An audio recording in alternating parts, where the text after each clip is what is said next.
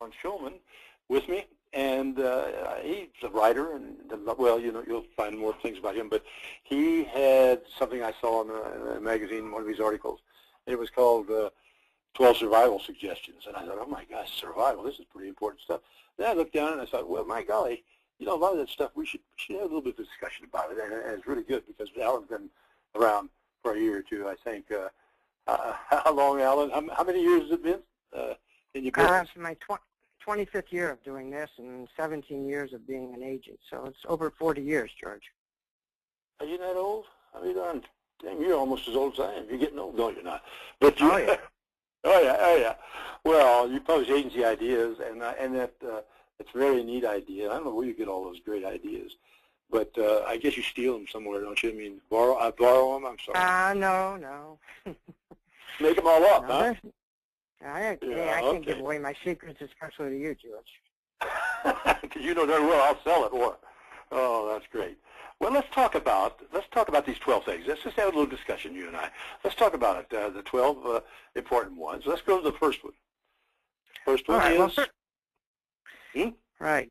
Don't just promote from within. But before I get just into that, I just wanted to point out that this column that I did for Insurance Journal magazine, I did a little differently than most of them I've written. I made it instead of doing a to-do list, I sort of went the opposite way and published a don't-do list. And so we're going to go through like 11 don'ts and then one do, which we'll get to at the end. Oh, that's a pretty good idea, too. I mean, we all kind of need that. Good. Well, let's go. Well, don't just promote from within. It's your move. Okay. Yeah, right. Well, I think it's important in an agency. You have to have a career path for your employees. But at the same time, you can't overlook the value of hiring people from the outside. In other words, fresh blood generates fresh ideas and energy. Yeah, I think you're exactly right, but it's hard. This is one of the hardest things I've found over these years, don't you? Just hiring people. To me, I mean, I have a heck of a time with that. You have the same problem, your agents? Well, yeah, agents and companies have the same issues. They want to make a career path again, but you only have a limited number of people within the shop, so you're going to have to look outside, especially today. Yeah, I think so too. There's no way around it. And if somebody was going to be that good, you'd already hired, you'd already promoted them. All right, what's number 2? Number 2 is don't forego all small accounts. Now, seemingly tiny accounts, they can really generate some future business. Some of it, you have to look at it in terms of why are they small today. A lot of them are small because they're maybe done by business incubators, done like by municipalities and venture capitalists, and they're financed to be startups. And they provide, the provider provides like low rent or no rent business services, maybe advice and other services, probably like a repurposed factory building. And so the whole goal is, to get just a few successes off the ground. And so if a municipality is going to do it, they're going to try and generate new jobs and generate new tax revenues in the future. And a VC, they're doing it to generate money in the future. So, I mean, there are a lot. Small accounts today are much different than small accounts that were when we started in the business. Well, it could be right, but you do hear a lot now about people who have such small accounts that they don't make money on those, and they need to get rid of those kinds of things. It's kind of a fine line in there. Is that you really ought to know who they are, I guess, is the message. It's picking and choosing. I mean, you get in the tech areas, and I mean, look at Apple, look at a lot of the other small companies, Facebook. They all started out, as tiny operations. As a matter of fact, that's what a lot of the largest corporations are afraid of, is somebody starting out their dorm room. So, I mean, you should just take a look at them and measure them, not in today's view, look at them in the future and see where they might be going. Yeah, I can tell you that, yes, I totally agree with you. I'm working on a new project that you might have heard about, but if not, you soon will. One of the things we're doing is rating all of our business, all of our small accounts A, B, C, and D, so which kind of builds into what you're talking about there, I think. Just having that information and rating them and knowing that it's an A account, even though it's small, that's very important. And I think you're right. Okay, third one. Number 3. Next. Number 3, don't be dismissive of new local rivals. Once again, it ties in sort of to the small business thing, having a future. I mean, right now, the barriers of entry into the agency business are minimal. I mean, really, all you need is a license and a phone and a computer. Direct company representation isn't required like it used to be. You can get a lot of access to companies through the new agency networks, and they've been doing terrifically lately. And there's a lot of other ways that people can start out in a business with very few assets. Things like it's easy to just regard these guys as nobodies because they can be very aggressive and great at using today's technology. So it's kind of wise to monitor their activities and maybe pick up a few ideas from them. Also, a lot of these small offices might be spousal agencies, run by the husband or wife of a captive agent, where they write what the captive can't. And so there's a lot of ways. You just have to be careful of who your competition is. It's not always the agency across the street. It could be somebody who's starting up quickly. I like that. That's good. Okay, number 4. Yeah. Okay, number 4, don't make your lead carrier your brand. Now, this is something that's one of my pet peeves, is that your agency is more than a shop window for your primary insurance company. Agencies should build brands and identities that are uniquely their own. Like some storefront agencies that I see allow company-provided signs to dominate their drive-by image. It overshadows their own agency's brand. While I understand that the carrier is a bigger name, agents can't let their business be confused with the company itself. It can lead the industry towards what's called disintermediation, whereas they bypass producers and go direct. And some companies do that at least partially. And so if you don't have your own identity and your own brand, I mean, you're just leaving yourself wide open for destroying the independent agency business. Yeah, I think this has changed a lot in the last few years too, don't you? I mean, it used to be if you were a traveler's agent or something, you would, big time in that. But I think it has all changed. That's interesting. I never thought of that. All right, let's go to the next one then. Okay, don't complain about your carriers too often. Again, I don't. You get into, yeah, go ahead, George. No, I was just going to say, do they complain about their case? See, I'm not on, I'm not in agencies on a day-to-day basis, and I didn't realize I guess they can. Go ahead. I'm sorry. I'm just saying. I mean, I think it's just natural that agents complain about companies. I mean, it's like kids complaining about their parents. But at the same time, agents don't have anything to sell without companies. And I like to think that company people are as human as you are. So if you don't like them, they're not going to like you back. And it can be very costly to your operation. Again, you just have to keep your criticism down to minimal times and keep it internal. And at the same time, it's all about attitude. And I'll give you a secret. My upcoming Insurance Journal column in August is about attitude. It's how a bad attitude can harm a good agency. I just sent that in, so it's going to be out next month. Okay. I'll look at it. So a little more about that. Well, when you talk about somebody else, it diminishes you, no matter whether it's your carriers or anybody else. I think, I think that's really what you're saying, too. It doesn't help you. No, you're right. The customers, I think it minimizes their requirement. They're saying, okay, let's go to the next one now. No, I'm going to say most of the problems you have at companies are generally specifically account-oriented, They aren't long-term situations. I mean, rates change. Rates go up and down. I mean, you want to stick with a company as long as you humanly can. Yeah, right. I mean, amen. I mean, sometimes company relationships go sour, but for the most part, you should look to keep them alive rather than just moving books business. Yep. Okay, next. Right, don't overlook the value of personal relationships. Now, many top producers favor actual relationships to digital touches. Human contact is how they sell, and it's their secret to writing and retaining accounts in this digital age.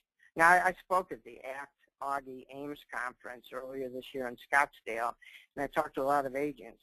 And the older, highly successful ones all credited their success, it seems, to the value of personal relationships.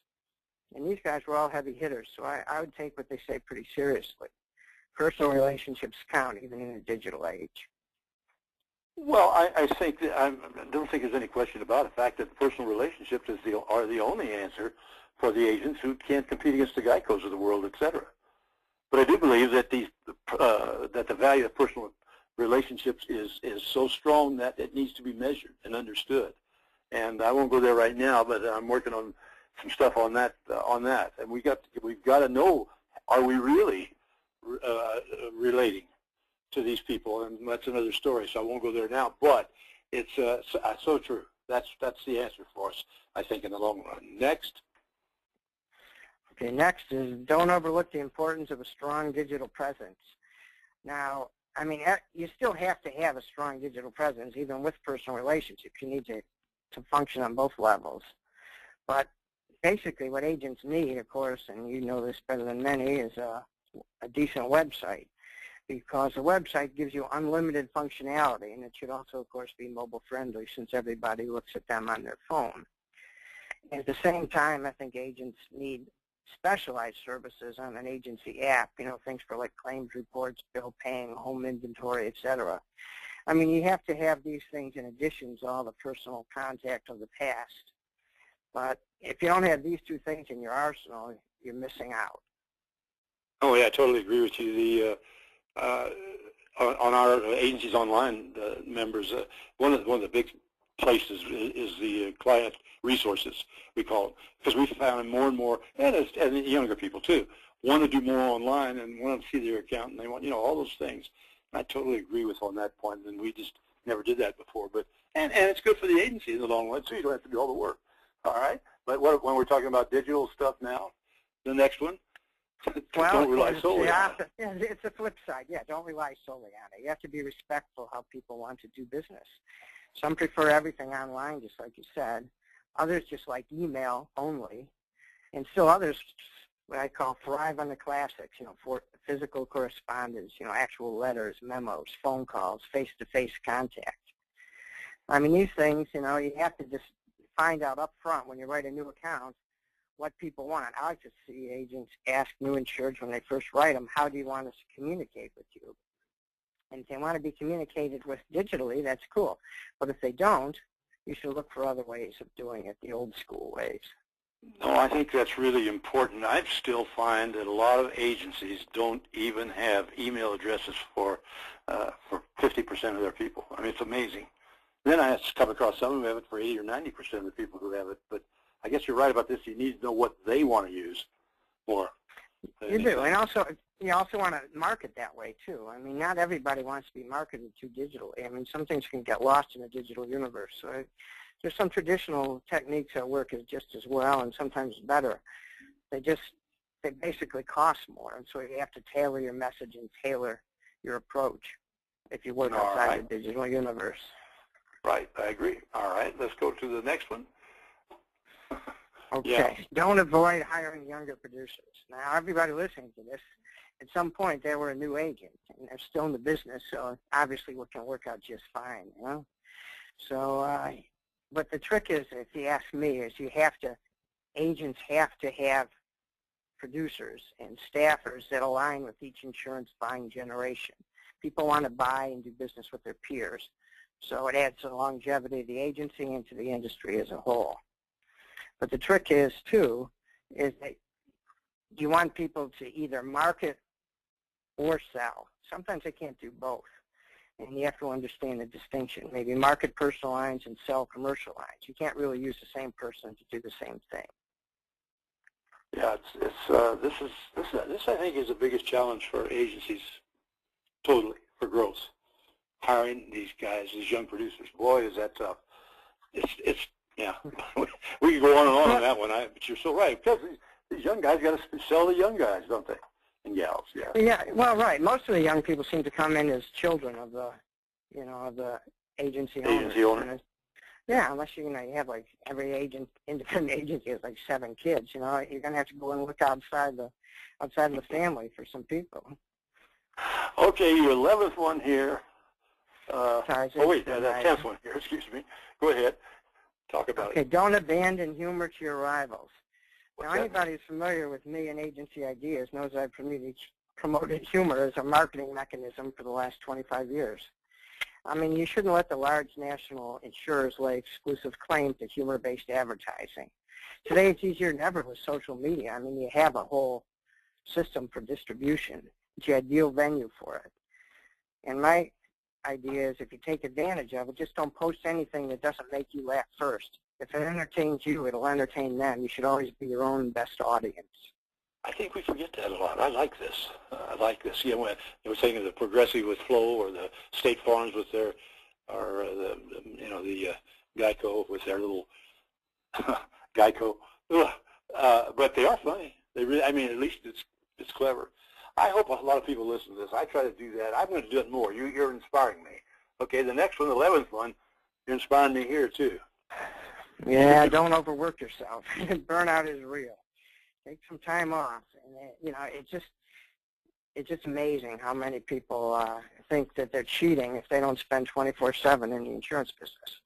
I remember when I was doing consulting, I worked with an agent in New England over 20 years ago, and he asked me how he could grow his business while he's still working regular business hours so he could spend time with his family. You know, I remember that 20 years ago. I thought that was a great question. The agent's still in business. He's doing well. And it just shows you that you can split your time adequately between business and family. And as you get older, as we both know, family is what really counts. Yeah, it's not easy to control. I know about that. My wife knows about that because I'm in my office probably too much of the time. At any rate, the kids are grown, now, and I got grandkids, so I don't have to worry about that too much. And then I try to drop that. I try to, when I'm going out with them or whatever, I like to just drop things and forget it. But it isn't easy because it's our life, Well, I tell you what, the last one here is vitally important, and I want to make sure you tell me exactly what you mean by that. Well, it's basically, I kind of cheated. It's a catch-all. But essentially, right. What it does, it all boils down to this. If you do something marketing-wise and sales positive every day that you're in the business, in random social media posts, they don't count, the odds are you'll be very successful in the long run. And that's really all that it really means, George. Just do something, do something sales positive. Yeah, I talked to an agent the other day, and he writes a personal note every day to somebody. I mean, one of his customers. Not about anything specific. A handwritten note? Yeah. That's a pretty damn good idea, don't you think? Yeah. I mean, that's so it's sales positive. At least he's contacting you. I thought that was a good idea. Well, these are really interesting. Here's the 12 that we talked about here, and I think it'd be a good idea to have agents send this to everybody else in their agency, don't you? The guys who are listening to it. Oh yeah, I hope so. There's a good list for us. Well, I'm glad you're doing this, and I'm glad you're still writing. Are you going to quit any time in the near future? No, I'm not expecting to. I'm looking for another 25 years. Yeah, me too. It's my 25th anniversary year, George. Oh, yeah. Well, I don't even want to tell you how long I've been in it. But that's another story. All right. Well, thank you. These are very good, and I appreciate it very much. If people want to get to you, here's how they can touch base with you. And you can talk to them about agency ideas, and I guess they subscribe to agency ideas, obviously. We do, and we set up a store, George, where a lot of the ideas and tools I developed over those 25 years, we've updated them and posted them on our Agency Ideas instant download store. There's over 400 sales and marketing tools on there that people can look at and access and download instantly. It's all at AgenciIdeas.com. Okay, so I can find it in there myself. I want to see it. I just go to Agency Ideas. I don't have to be a member or anything like that to get that part of it. Nope. You can just go in and get them individually or groups and bundles. I mean, there's a whole different ways. We set it all up in a way that makes it available to every agent. And we also have free ideas on the site, too. 5 minutes from now, Alan, thank you very much for being with me today. I know it's not your favorite thing, but you did a beautiful job of it, and that's fine. And I'm glad to hear you speak. I didn't realize you were speaking at a convention, so maybe another one. I don't know if you'd like to do that or not, but why not? I used to do that quite a lot. I've got one more this year, but I don't do it. I only did it about 3,000 times, Well, anyway, folks, if you want to go back to the email, and you can see there the E&O tip of the day, as usual, and the Insurance Community Center quiz flash. That's always fun. And of course, we archive these on Rough Notes and Agencies Online. You can go there. By the end of this year, are you ready for this, Alan? We're going to have 80 of these online. So you're going to be one of the, that's a lot, isn't it? Well, it's fun for me, and I hope it's fun for you. And for the rest of you guys, I will see you next Monday morning